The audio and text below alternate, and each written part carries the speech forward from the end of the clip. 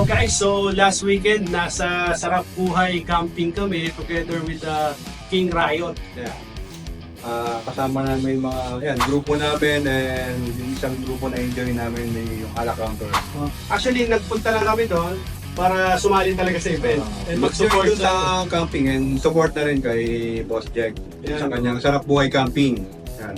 And for the past 4 days talagang umuulan siya.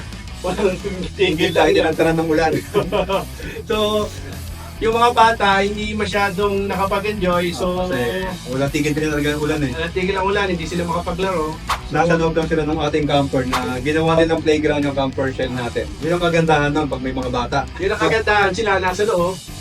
Pero kami basang-basa sa labas. Sa uling, hangin, ulan. So, yun naman talaga yung camping eh. Siyempre, minsan meron tayong hindi inaasahan na weather. Kasama na yun. So, Sunday, we decided na para naman mag-enjoy yung mga bata, umalis kami ng maaga sa event. Ayun. Actually, last day on Sunday hanggang hapon pa dapat.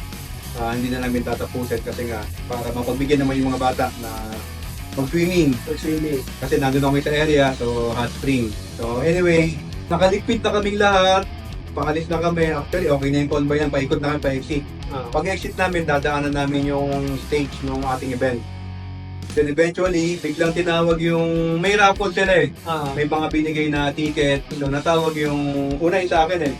Number 400 something. So natawag. Nandun na rin kami on the way. Yung claim na namin yung nakuha namin sa raffle. Sabi nga nila, kakaibang mag-claim ng award to, kasama yung mga rig nila. Kasama yung rig kasi Pero hindi nila alam, pauwi na tayo. Then after nung makuha yung prize namin, Pasakay na tayo ng pick-up. pasakay ka ng pick-up, maya-maya meron palang awarding. So biglang sinabi, for the best overlanding rig. Taking home the bragging rights for the best overland rig. Everybody pop up, camper. Yan. Pop-up Campers PH. So, Matawag tayo. na-surprise kami talaga na meron palang award. Hindi namin na-expect, pero maraming salamat po dun sa event, sa King Riot and Sarap Buhay Camping and kay Sir Jack for this award. Maraming salamat at na-appreciate natin ang gawang Pinoy.